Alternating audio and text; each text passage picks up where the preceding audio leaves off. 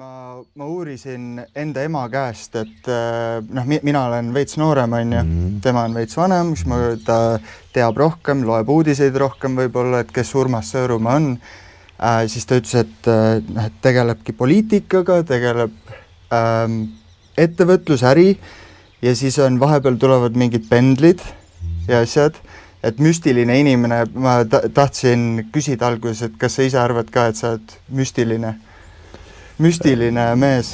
Ei, no minu käest tihti küsitakse, et mis ma su sinna nime alla kirjutan või sildi peale, et siis mul on nagu lihtne. Ma olen juba üsna tükk aega elukunstnik. Okay. Ise olen režissöör, ise olen peanäitleja, neid on pearollija ja ütleme, et selles mõttes nimeta seda müstikaks või millest tahes.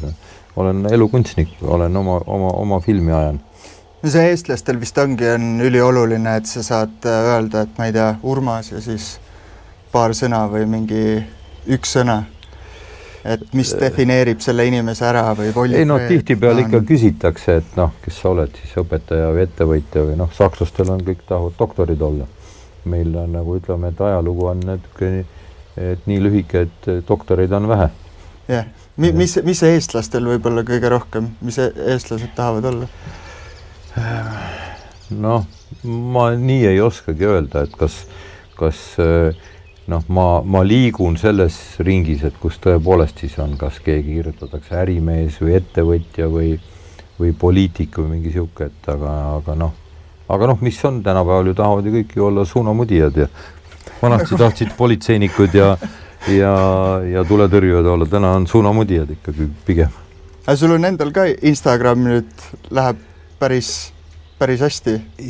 Ütleme, et saad ka suunamudija? Jah, ma arvan, see minu puhul on ikka pigem teisejärguline.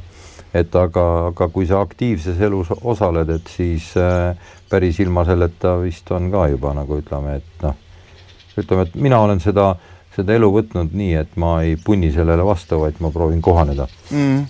Jah. Ma tegelikult tahtsin päris palju uurida, miks ma ühendust võtsin üldse, oli selle Kirikla kloostri pärast. Ja see on nüüd Eestis esimene siuke mungaklooster, ma saan aru. Aegnas on mungaklooster, aga see on natuke teissugune. Ja ma tean, et sina ise oled ka olnud samas ashramis, käinud, kus mina käisin Indias seal. Kus ma tean, et õigeusu kirik on proovinud seda tükk aega juba kloostrit rajada, ma saan aru. Aga kus see sinuni see jõudis ja kuidas see nüüd ära tehtud sai?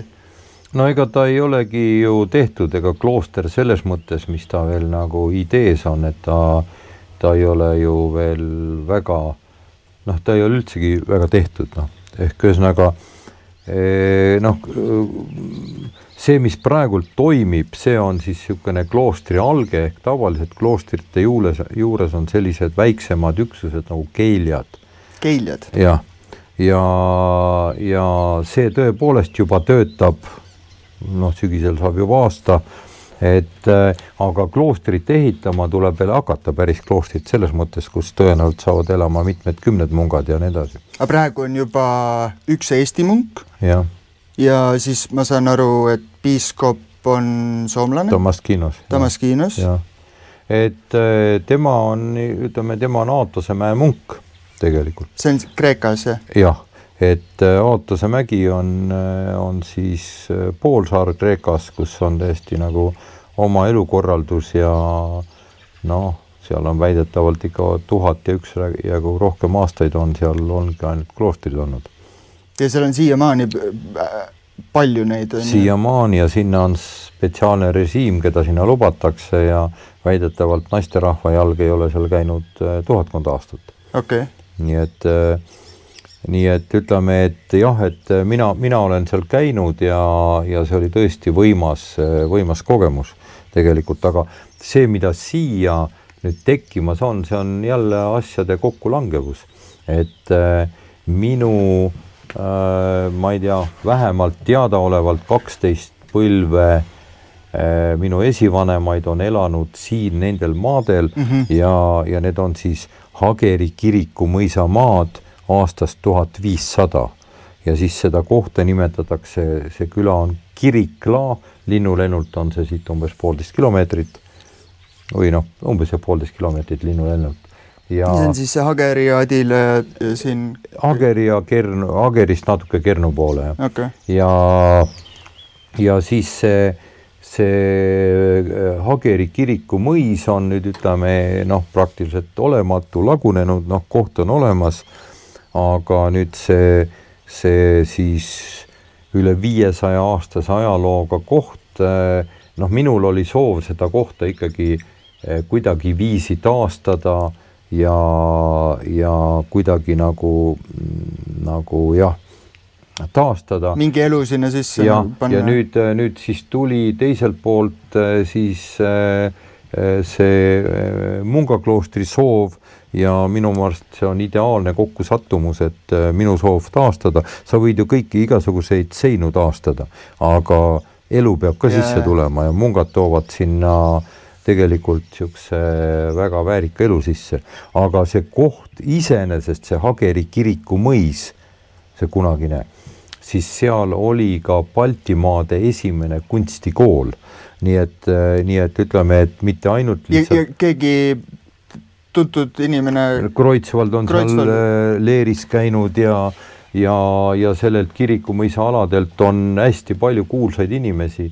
Nad on küll Kernu mõisaga seotud olnud rohkem. Kernu mõis on sealt veel mõni kilomeeter edasi, aga kõik need näiteks perekond Karellid, seal oli... Kes see Marii Karell või? Ei, Marii Karell on, ütleme, nüüd kuskilt sealt kaugelt eestpoolt, aga Karellid mitusada aastat tagasi olid, üks vend oli näiteks Vene tsaari ihuarst, 3 Vene tsaari ihuarst, üks oli Vene tsaari salanõunik ja siis veel 3. vend oli ka mingi tähtis tegelane, nii et ütleme, et igasuguseid kuulsaid inimesi on sealt küll tulnud ja see Baltimaade esimene kunstikool, mis seal oli, sealt on ikkagi tulnud kuulsaid baltisaksa kunstnikke, kelle maalid on tänagi Eestis aukohal. Okei. Oota, ja praegu on ta nagu kasvujärgus, kuidas oled sa ise kujutanud, et mis sellest võiks saada ja kuidas see üldse vastu on võetud? Ma mõtlen, et eestlastele on see siin kohalikele võõras olnud või? No tähendab, see on täiesti normaalne asi, ega see ju ei torka silma, ei häiri kedagi, ega siis... No ma natuke lugesin, kui ma võtsin selle Maalehe artikli lahti, vaatasin Delfi kommentaare, siis seal oli küll, et usk ja mis see Sõõrumaa jälle korraldab ja... No ütleme, et vaata, mina ütlen, ma soovitan kõigile, et nende kommenteerijate energia välja küll mitte laskuda, sest et neil on, sa võid ükskõik mida teha, neil on alati midagi alustavat öelda, et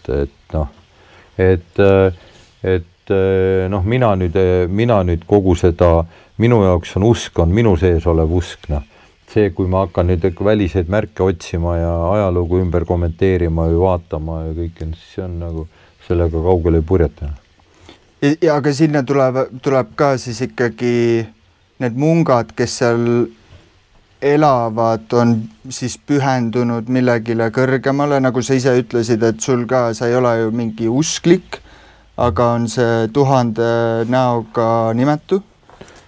1000 nimega tundmatu. 1000 nimega tundmatu. Ja. Et see võtab selle rohkem siis kokku, et samamoodi seal kloostris siis on need mungad, kes on pühendunud millegile, aga võib-olla kõige olulisem ei olegi siis see, kas see on Jeesus Kristus või... No ütleme, et loomulikult, eks igal ühel on oma mingisugune käekiri ja kõik, aga näete, mul on siin Shiva kuju on siin õue peal ja ta ei häiri siin kedagi, vastupidi, inimesed tulevad seda vaatama ja paitama. Et ega need pühakojad on tegelikult sisse palvetatud kohad, kus sa saad ise endaga olla. Kui sa kui sa sellele enda usule paned nüüd vuntsid ette ja kaabu pähe ja arvad, et see midagi muudab, siis ei ole nii tegelikult. No. Eks see kõik, mis üldse muutuda saab, on sinu enda sees. No. Et jah, nii et ei see ei häiri kedagi, vastupidi, ta toob sellist vaimsust ja spirituaalsust juurde.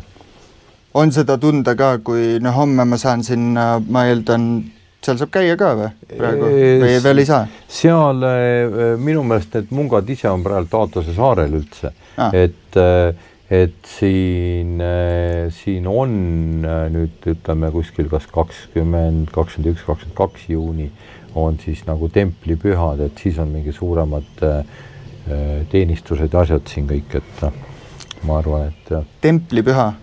Jah, on niisugune püha, noh, jah. Et see on siis õigeusus on... Õigeusus, jah. Ka, okei. Kas neil on ka siis on mingid templid ja... No, seda nimetatakse niimoodi, jah, templipühaks, jah. Kas, okei. Aga nemad nimetavad enda seda... Jah, et ütle uuesti. Ei, et nemad nimetavad enda, kas nad seda kirikut nimetavad ka templiks siis või... Noh, antud juhul on ju on ristiülendamise püha ja templipühad ja ütleme, et on erinevad. Ma ei tea, ma seda lugu nii palju ei tea, kus see täpselt see templipüha lugu on, aga igal juhul on ta tähtis pööripäeva püha. No. Ega paljud pühad ju langevad ju kokku need meie pööripäevadega nagu ütleme, et erinevates urundites. No. See on siis astroloogia... Noh, kas või ega jõulude aeg ja kevadel ja suve selgroog ja kõik see kõik langeb ju, need on erinevad, ütleme, siis viisid, kuidas maailmaga suhelda. Aga energeetika on sama. Mis nemad seal teevad või ma ütlen, et ma olen võib-olla rohkem siis selle jooga poolega tuttav, sest ma ka elasin seal ashramis 9 kuud ja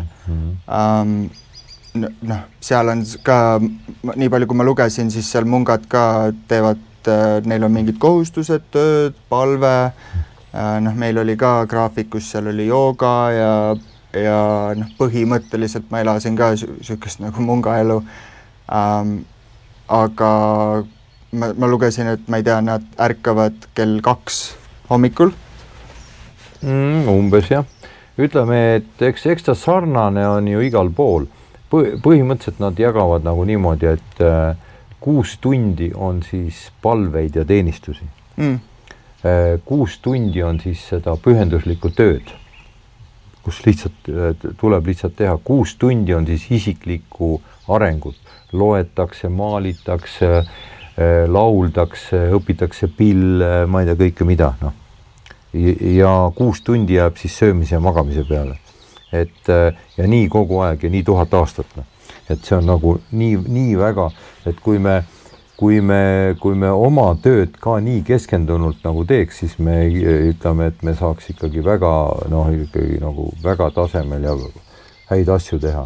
Aga tihtipeale me ju oma igapäevaelus lihtsalt plähmerdame, tõmbleme ühest kohast teise, kõik on segi läbi, söömisele ei keskendu, magamisele ei keskendu, tegemistele ei keskendu ja iseennast ka ei arendanud. Sellepärast ma kujutan ette, olidki, need koolina olid nii tuntud, sest et kuna seal ma saan aru, et see piiskop Damaskinos on ise ka, palju ta teab 10 erinevat keelt? No ei, ma ikka rohkem, ma arvan, mingi 17 või.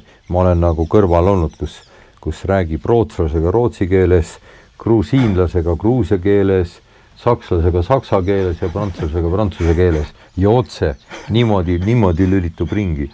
Ja ise on Sibeliuse akadeemia lõpetanud, laulab nagu jumal.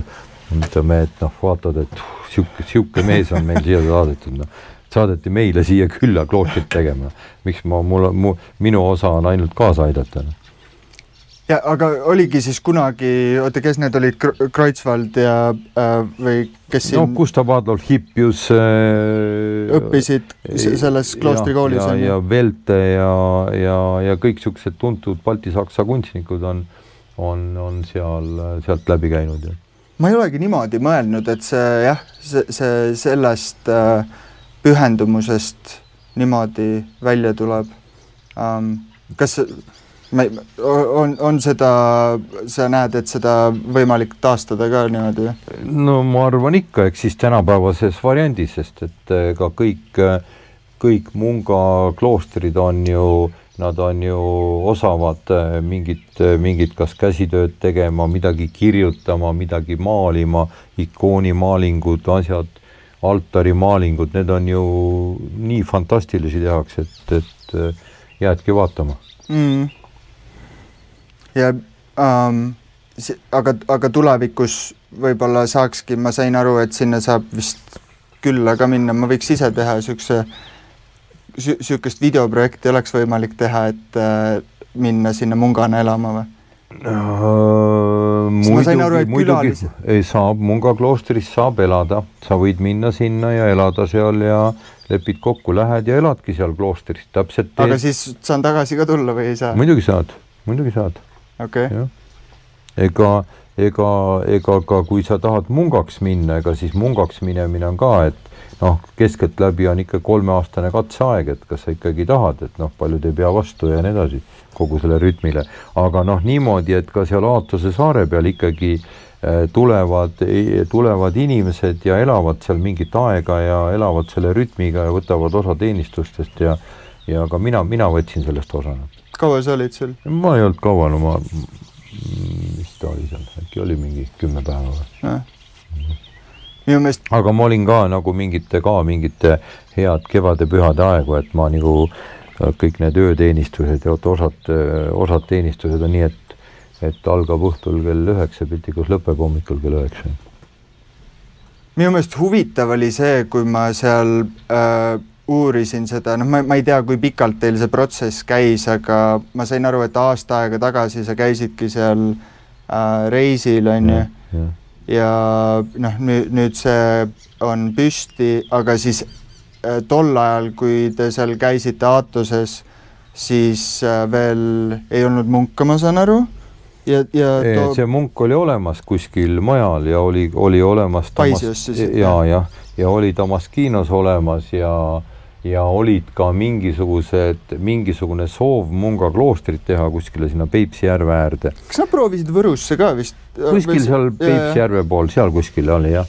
Ma täpselt seda kohta ei tea, või ei ole see nimi meeles, aga et see mõte on neil kogu aeg olemas. Peresias vist oli? Jah, Peresie vist jah. Aga nüüd see siin sattus lihtsalt kõik kokku nagu minu nagu siukene soov ja nende soov ja ikkagi ta on nagu Tallinna lähedal ja ta on nagu ajalooga koht. Sest siin varem oli ka aastast 1500 on siin olnud Kirikumõis, Kirikla küla, kõik on nagu siukse usu ja kirikuga seotud ikkagi teema. Jah. Nii siis ma arvan, et siia on juba praegu ka tunda sükest mingit energiamuutust seal ümber? See on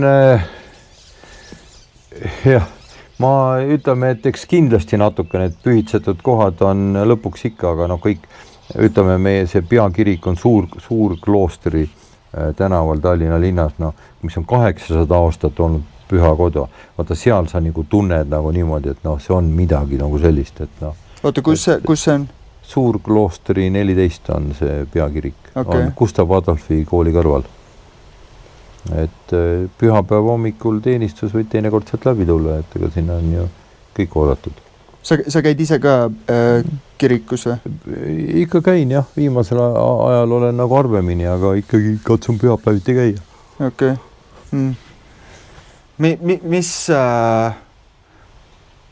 Kuidas niimoodi on, kui sa oledki ka Indias käinud ja uurinud sealt midagi ja siis ma ütlen midagi siis kristlusest on nendes kõigis siuksed erinevad tahud, kus midagi on erilist, et sa ise praktiseerid nagu midagi kõigest või?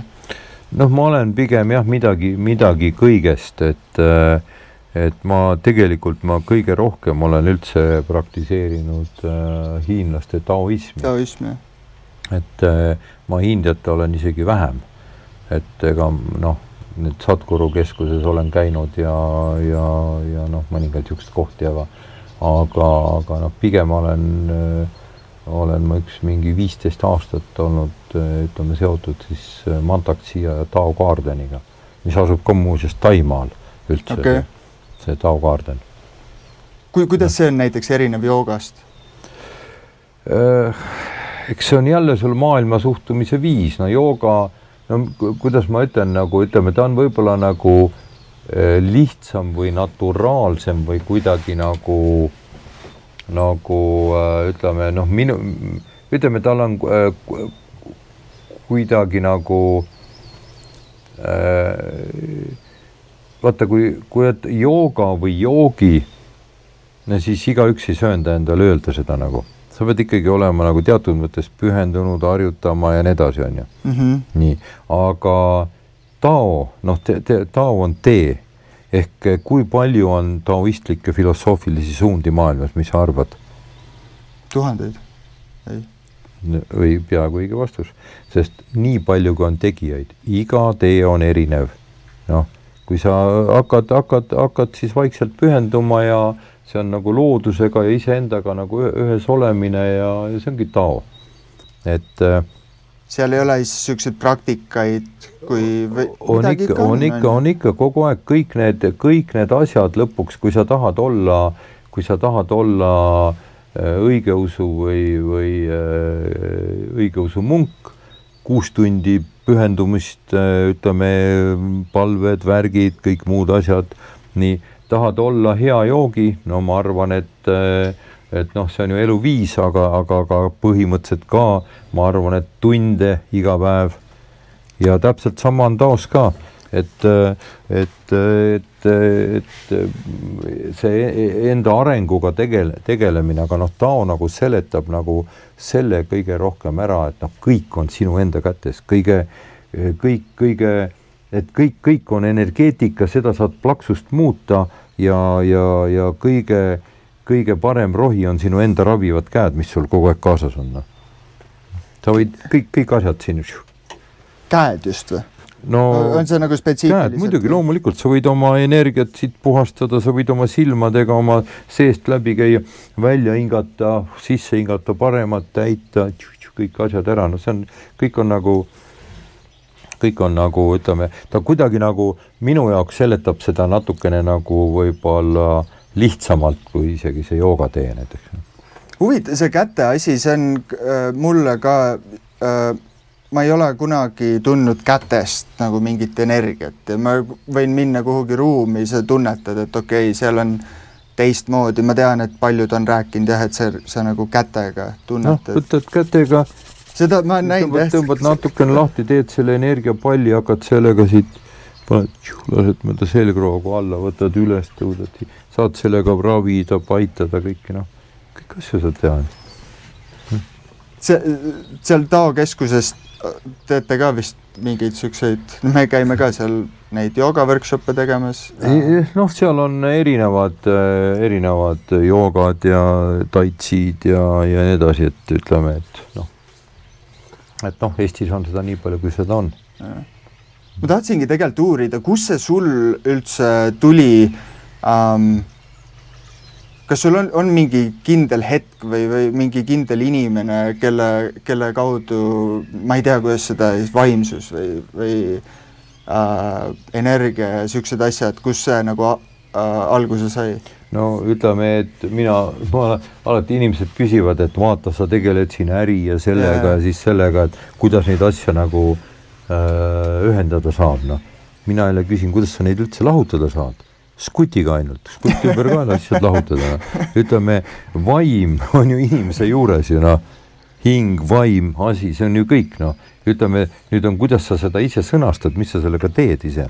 Nii et minu jaoks ei ole selles mõttes sellist kohta olnud, et nüüd kuskil sain millegiga pähe ja kuskil midagi nagu tekkis mingi ilmutus, et ma olen kogu aeg läinud nagu edasi, aga noh, ütleme, et alati nii palju, kui ma ennast mäletan, olen ma kogu aeg tahtnud kuhugi pürgida, aga eks sellel teel on muidugi mingisugused märgilisemad õpetajad sattunud ja üks on üks tuntud geobioloog, arhitekt ja pendliõpetaja Rein Veber. Okei, ja vaata Rein Weberi kaudu ma sain ka tegelikult ühenduse Mantaxiaga ja siis Mantaxiaga 15 aastat ja noh, nii nagu järgi, noh, üks on viinud teiseni. Sul ei olnud siis, ma ei tea, väiksena kedagi sükest inimest, kas peres oli keegi teine veel, kes tegeles sükest? Mingi taolist asja. Mitte keegi? Pigem mitte. Noh, ütleme Vene ajal, ütleme mul vend ikkagi, tal oli kuskilt mingit kirjandust ka natukene nagu siis igasugusest akupunktuurist ja natuke idamaisest filosoofiast ja mingisuguseid noh, neid asju ja kuna ma tegelesin ka karateega, siis karate oli tollel ajal ja minu õpetajad olid nagu, see ei olnud lihtsalt mitte nagu käte-jalgadega vehkimine, vaid see oli ikkagi natukene niisugune õpetus ja filosoofia ka ikkagi, et sa said aru, et see ei ole võitluskunst, et kellegi üle võitu saavutada, vaid see on tegelikult hoopis kaitsmise kunst või niisugune. Mul oli võib-olla, ma kujutan ette 25-selt oli, kus tekkis siuke intuitsioon ja siis enne seda kõik oli lihtsalt loogiline. Ja ma arvan, et paljudel eestlastel on ka, on rohkem nagu suhestutakse sellega pigem, et ei olegi siukest tunnetust või midagi sellist. Aga ma ei tea, oled sa näinud inimesi ka, kes, kuna sul on päris palju siukseid initsiatiive, et kes on tulnud ja varem ei ole üldse kokku puutunud siukeste vaimsete teemadega ja siis järsku on praktiseerima hakanud või midagi kogema hakanud? No eks enamus inimesi, ma olen ju ka olnud ju, ma ei tea, sadades ringides, kus on kümneid ja mitmeid kümneid inimesi ja kes siis nagu jagavad ja enamustel inimestel on ikkagi nagu see, et jah, kuskil läks, kas tekkis mingisugune haigus, ma ei tea, ärid läksid tuksi, pere läks lahku, kõik toimus mingisugune kaos ja kaosest siis tekkis mingi järgmine väljend. Enamustel on see nagu niimoodi, minul pigem mitte, mul on nagu kogu aeg kõike nagu natukene nagu palju, et kui ma vaatan seda Hiina astroloogia järgi enda nagu siukest kas maagilist ruutu või enda nagu seda 5 elemendi nagu energeetikat, siis mul on väljund on nagu hästi lahti, ma olen ise, minu põhienergia on tuli, taevane tuli ja minu väljund on 3 korda rohkem lahti, kui mul isegi potentsiaali on ja see tähendab seda, et kui mul on tund aega vaba aega, siis looja paneb mulle 3 tunni kohe asju nagu, mida ma pean tegema. Okay. Või kui mul on natukene kuskilt tekib vaba raha, siis ma ei pea üldse selle peale mõtlema, et mida teha, vaid et ma juba isegi natuke proovin teadlikult hoida eemale, sest looja paneb mulle kohe ette nagu mast asju, mida ma pean tegema. Et kuhu see raha nüüd paigutada? Kuhu paigutada, vaid ta isegi mõtleb mulle hädaolukorrad välja, kus ma pean panema, kas või kellegi häda, keda ma pean aitama. Et selles mõttes ma proovin ennast nagu ohjeldada. Ühesõnaga, Mantaxia ütlemine on alati nagu üks teema, mis mul eluks ajaks meelde on ikka teadmised ees, avardumine järgi, teadmised ees, avardumine järgi. Nüüd ma räägin sulle oma 5 elementi. Saad uuesti öelda, et teadmised ees, avardumine järgi. Okay. Nii, et tekkis mingi teadus, nii, ja sealt hakkab avarduma mingi asi näiteks. Ja kui nüüd pendli teemat vaadata, siis tihti peale meil on küsimusi, siis see väike peakene mõtleb, nii, vaatan pendliga, pendel näidab. Ongi sama, on ju? noh, kas sama või mitte, aga ma isegi mõtlen, ma vaatan pendliga nagu sihuke ja kohe hakkab siit ja siis sa saad aru, mille pärast see päev, mille pärast see hetk, mille pärast see asi. Kuidas pendliga just? Pendlil on ju hästi väike siuke väljund või kumba sa mõtled? Pendel näitab sinu siis kehatunnetust ilma selle väikse peakeseta, sest see pea ja aju, mis on meie ellujäämise nagu väga tarvilik organ siin. Sul ongi pendel kohe? Mul kogu aeg kaasas, jah. Mul on, see on tarvilik organ on see aju sul, aga ajuga inimene saab aru ainult mõni protsent sellest. Vaata see, mida sa siin ümber, sinu silmad näevad, siin on kõik kirjas, absoluutselt kõik kirjas ja kõik asjad on mitte kaugemal kui ainult mõttekaugusel.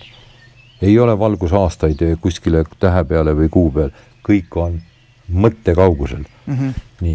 Ja nüüd ütleme, aga alateadvus on sellega ühenduses. Teadvus saab aru ainult nii väikest osast, aga siis inimene püüab oma teadvusega siis kõigile asjale nagu seletust leida. Ja kui saaks näiteks meie teadvust keerata näiteks, ma ei tea, no ütleme, et niimoodi on räägitud, ütleme, et kui sa teadlikult saad umbes 5% elust asjadest üldse aru, aga kui saaks keerata selle 30 peale, siis sa võid samal ajal istuda. Me võime istuda New Yorgis, Austraalias ja siin, täpselt samal ajal, räägid sama juttu. Et nii võimas on inimese nagu olemist, kõik peegeldub kõiges. No seda on jah mingite teatud joogide kohta räägitud, kes on rakendanud või teinud seda. Ma mõtlen just selle pendliga, mis siis, ma olen täiesti pendli võõras, ma ei tea, mulle tundub, see on muna, selle rudraksiga tehakse ka samamoodi, et sa hoiad, on ju, aga ta on muna nööri otsas ja ta keerleb. Aga mis sa sellest, kui palju infot sa sellest siis välja saad lugeda? Elus on ju kõige tähtsam asi on olla õigel ajal, õiges kohas ja esitada õigeid küsimusi. Muud pole. Et mis sa sellega teha tahad, siis kui sul on küsimus, see on terve rida, mina olen nüüd nii palju kogenud, aga see on terve õpetus, et sa pead kõigepealt, kas sa võid selle küsimusega tegeleda, mis tasemel sa pead seda vaatama, kas füüsilise, psüühilise või spirituaalsel tasemel ja siis selleks on hulga tabelid, aga mul on need tabelid kõik peas. Kõige lihtsam on protsenditabel. Siin on siis 0 ja siin on 100%, siin on 50% ja kui ma küsin, mitu protsenti see asi mulle sobib, ja mitu ei sobi, no siis ta näitab mulle, ma ei pea isegi seda ma võin alati mingi joone võtta endale, aga ma võin ükskõik mida siit. Et see ei ole ainult see, kuidas ta keerleb, vaid seal on ka mingi... See on protsenditabel, lihtsalt see, et keegi hakkab kuskil midagi keerutama, see on lihtsalt mingi energeetiline pööris, loomulikult sa annad talle oo juurde, ma võin küsida näiteks endale, näiteks ütleme, mitu protsenti sobib mulle lambaliha näiteks, lambalihatoit, nii. Mitu protsenti sobib mulle lambalihatoit, nii. Nii. See on umbes 70. Kuidas sa näed seda, et ta läheb selle... kuna siin on 0, siin on 100, on 70. Ja pärast ma panen selle, kuna ma iga selle küsimusega satun tegelikult, eriti kui ma küsin mingi veel kellegi või millegi kohta, siis ma satun antenniks. Siis ma panen alati kehane antenniks, ma panen selle lihtsalt kinni, mul ei ole vaja seal lapata olla seda antenniks. 0 kinni. Oota, et selle pendli abil... Ma muutun antenniks. Kui ma küsin mingit küsimust, siis ma tunnen kohe, et ma muutun selle küsimuse, kõik asjad on universumiga seotud, ma muutun antenniks. Selle küsimuse antenniks vastuvõtjaks. Aga ma ei pea sinna lappama jääma kinni. Ehk ma ei pea olema antenn näiteks. Ja ma saan aru. Eriti kui on kellegil mingid tervisehädad, asjad, kõik need edasi, et mul ei ole vaja teiste hädades olla mingiks antenniks. Aga see pendel sul ongi, ma kujutan ette, et äriotsuseid ja selliste juures sa kasutad ka seda? Pendel on nõunik. ma pean ikkagi, vaata äriotsused on nii, et sa pead ikkagi saama ka mõistusega aru. Pendel aitab sul võib-olla aru saada, aga noh nii, et pendel ütleb, et hüppa siit alla, siis nii ei ole. No. Ja, nii et pendel on nõunik. Nõuniku sa võid arvestada, aga ei pea arvestama. Okay. Aga näiteks paika panna siin näiteks täpselt, kust läheb veesoon, kuhu kaev puurida, see on nagu kõige lihtsam asi. Ma mõtlengi sellised äriotsused ja sellised, kas kui palju seal siis minul tekib see küsimus, kas see mul on mingi diil, ma tahaks saada sealt kasumi ja raha, aga see, kas see mulle päriselt hea on ju, kas sa vaatad seda ka võib-olla nüüd aina rohkem? Ei, kui ma teen oma tööd, näiteks ehitan ja arendan seal Tallinna linnas, no siis ma ei vaata seda, et kas ma üldse seda teen või ei tee. No, ma vaatan sellel tasemel, et see maja oleks hea koha peal, et see projekt oleks nagu ütleme,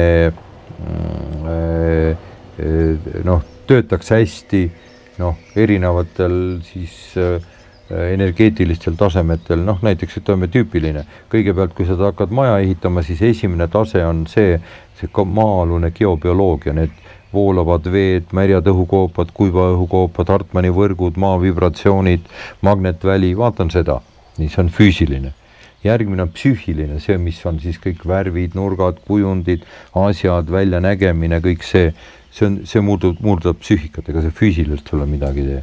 Ja siis spirituaalsed asjad on kõik need palved, rituaalid, avamised, nurgakivid, kõik need showd, puhastamised, pühitsemised, need on spirituaalne pool. Need on seotud kõik omavahel. Ma tahtsingi öelda, me oleme nüüd seal Tao keskuses teinud neid töötubasi ja kõik, kes sinna tulevad, alati ütlevad, et seal on hästi siuke hea vibe. Ja ma tean, et seal on ka, ma lugesin, et sa oled vedanud siuksed maandus ma olen trossiga pannud ümber maja ära maandanud, et seal on liikuvat vett maal. Kule, ma panen sauna tulda alla natukene. Ühesõnaga, nüüd ma olen nagu selles lõksus, et mis asi see nagu see, ma ei tea, see karma on ja nii edasi. Et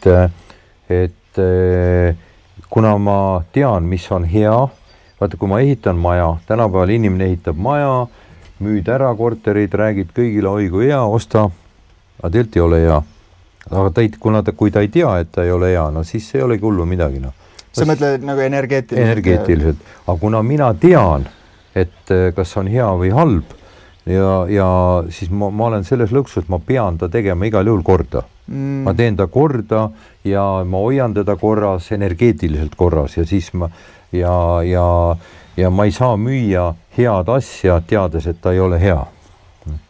Et selles mõttes ma nüüd teen ja hoian kõik need majad ja kogu selle piirkonna nagu energeetiliselt korras, nii et päris põnev on, et ma nagu naudin seda ise. Sul isegi, see tundub hästi suur vastutus tegelikult ja ma arvan, et see paljud inimesed ei hooma või ei tea üldse seda, et ongi, et keegi rajas siin kinnisvara, lihtne asi on ju, et ehitad ja lähed, aga kui sa tahad päriselt head sükest asja teha, siis on hoopis teine tase on ju. Jah, ma käisin, et see Golden Gate, mis ma uue ehitasin, tasub minna sinna, tunnen, kus mõnus olla ikka, seal on nagu see on see kaar ja kus sealt see käik, mis läbi läheb, see on ikka. Et lähed sisse, siis on tunned... Maja sees sa tunned, kus on korda tehtud energeetika, sa tead, et inimesed, kes seal töötavad ja elavad, neil on reeglina asjad korras, neil äri läheb hästi, tervis on korras ja nii edasi. Aga ütleme, et julgen öelda, et 90% ja rohkem protsenti, ükskõik mis tõsisem terviseviga, inimene asub ka halva koha peal. Ongi nii? Ja. Kas sa arvad, on need teatud kehaosadega ka kuidagi? Ei, igal inimesel on üks kehaosa nõrgem kui teised, üks organ nõrgem kui teised ja siis selle kallale läheb alati, see annab kõige esimesena alla. Mis need nipid on siis, kuidas, ma ei tea? Korda teha või? Jah, ei, no kõigepealt mina teen põhilt füüsiliselt korda, füüsiliselt on see sama, et kui on maa-alune jõgi, siis ta või oja, siis ta tekitab staatilist elektrit ja staatilise elektri keskkonda see nagu vaiba peal õõruks, saad kogu aeg saad särtsu nagu natuke niisugune. Siis ütleme, et on märjaõhukoopad, tekitavad märgipõletikke, kuivaõhukoopad sügaval maa sees tekitavad kuivi kasvajaid, siis Hartmanni võrk, mis on umbes 2 × 2 meetrit, sellise seinapaksusega, sellised kohad pluss-miinus. No, ega ma neid kõiki nagu ära ei kaitse, aga neid, ütleme, et no siis ütleme, et parem, kui sa istu selle orgi otsas tükk aega, vaid noh, lühikest aega on võib-olla isegi kasulik istuda orgi otsas, aga mitte pikka aega hakkab organismi väsitama. Et see on siis, noh, ongi, sul on Tallinna linn, seal see kuidagi tuleb niikuinii ära planeerida, on ju, aga noh, mingites kohtades on energia on ikkagi, on niisugune kohaenergia ja kus on veel see maavibratsioon, millest ma sulle ennem rääkisin, ängströmites, on nullkohad ja on madala vibratsiooniga kohad, näiteks merekindlus oli seal ma ei tea, enam-vähem 1000 ängströmi, kuigi looduse keskmine on 7800, siis ma otsisin nullkohad üles, tegin akupunktuuri, võtad siukse metall toru, umbes nii pika ja kütad sinna 0 punkti suure kuvaldaga sinna maa sisse ja siis sa teed sellega, tõstad maa vibratsiooni, nii et ma tõstin selle umbes 9000 peale, terve selle merekindluse praegult. No. Et mitte lasta sinna halbu asju nagu ligina. Okay, ja kui sul on madal, siis see tõmbab madalat, see väsitab inimese seal, kurnab ära ja toob sinna igasugused halbu asju ka ligina. Ma võib-olla, kui lõpetame siin lõpuks, tahtsin võib-olla uurida, noh, me alustasime, rääkisime, et on klooster, kirik, igasugused ehitusprojektid ja asjad. Mina hakkasin mõtlema, kas see kõik, noh, neid on ülipalju, sa ütlesid ka, et sul on nagu kogu aeg on, täiega paneb üle vahepeal võib-olla, aga kas see kõik koondub või nagu eeldan, et see peab kuhugi ühte punkti koonduma või noh, nagu üks siuke missioon või üks visioon, sest see tundub, et kui see ei koondu, siis need on ju üksikud siuksed lülid, mida on võimatu koos hoomata. Et sa istud siin täna, kui sul on kuskilt tuleb, ma ei tea, kloostrist kõne, kuskilt mingi ehitus ja kui need ei sobi kokku, siis see ajab hulluks. Ehk siis ei, no see on, noh, ma ei oska öelda, ma su sõnumit ka kuulasin, et vaata on osadel inimestel nad võivad olla küll äriliselt kuidagi jõukad, aga neil ei ole lapsi, neil ei ole võib-olla ühiskondlikku tegevust, neil ei ole nagu midagi siukest. Minu olen siuke taoistlik. Taoismis on jõukus, on kõik. Jõukus on olemine. Ja see ettevõtlus või äri või see on üks... Nagu tagajärg. See on tagajärg, jah. Et minul on sattunud täpselt nii, et mul on 9 last, mul on hästi palju ühiskondlikku tegevust, mul on hästi palju ettevõtlust, mul on nagu, ütleme, mul on nagu, noh, ma saan öelda, et ma naudin, jah, mul on küllus, see on küllus. Et see ei ole nagu mingisugune äririkkus või mingisugune asi, et noh, ma olen nagu naudin seda protsessi. Et see ei ole siis siuke, et ma ei tea, ma lihtsalt kõrvutasin selle võib-olla siuke, kui sa kuulasid ka Elon Musk on ju, tal on üks missioon, on kas siis Marsile minna või siis, et inimkonda aidata. Sul on ka hästi palju siukseid altruistlikke projekte ja muid asju. Et kas see on siis... Kas ta ei ole siis siuke Eesti edendamine suures pildis või? Noh, suures pildis on ta, mingil määral on ta ka Eesti edendamine. Näed, ma ajan siin oma küla asju, seda Kirikumõisa territooriumi ja et see maakoht siin välja ei sureks, siis ütleme, et ega siin ju nõukaaja lõpul oli ainult üks viltu vajunud majakene, mis veel vaevu püsti seisis nõgeste ja ma ei tea muude keskel niimoodi. Et eks sa niimoodi omal moel seda ajad. Aga see ei ole mul nagu mitte väga eesmärgipärane, vaid see on pigem protsess, nagu ma naudin protsessi. Ja sa oledki öelnud, et see on sulle siis siuke juhtunud rohkem kui... Jah, mul on kuidagi on mulle see roll siia sattunud ja ma naudin selle rolli vedamist ja siis ma teen seda. Ma olen nagu, kui me võtame nüüd Rotermanni kvartali, ma ostsin Rotermanni kvartali 2004 vist või 4 ja 7 miljoni krooni eest ja kui ma ei oleks seal Rotermanni kvartalis täna mitte midagi teinud ja oleks selle täna peaks ära müüma, siis ma saan täpselt sama raha, kui ma näiteks praegult müüks ära Rotermanni kvartali, kus ma olen siis üle 20 aasta võidelnud seal, ma ei tea, konkurentide, linnavalitsejatega, riigiga, ma ei tea, loodusjõududega, igast anomaaliate kõikidega, et mis ma tahan öelda seda, et meil on teed on erinevad, aga me jõuame kõik sama koha peale tagasi. Et piltlikult öeldes müün kõik ära, maksan laenud ära, kõik värgid, olen samamoodi nullist tagasi, nagu ennem olin. Ainult lihtsalt see tee on olnud palju huvitavam. On Eestis olemas ettevõtjaid, nagu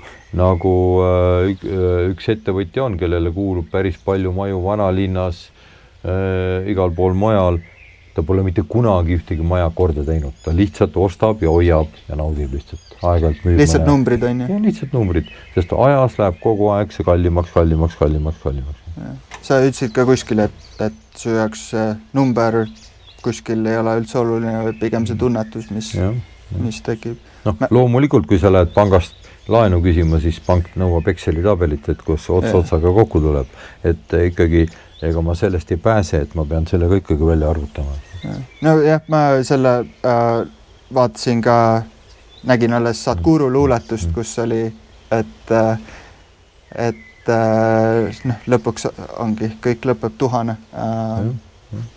Ongi samamoodi vahet ei ole. Igatahes äge, ma Rotermanni kvartal ja seda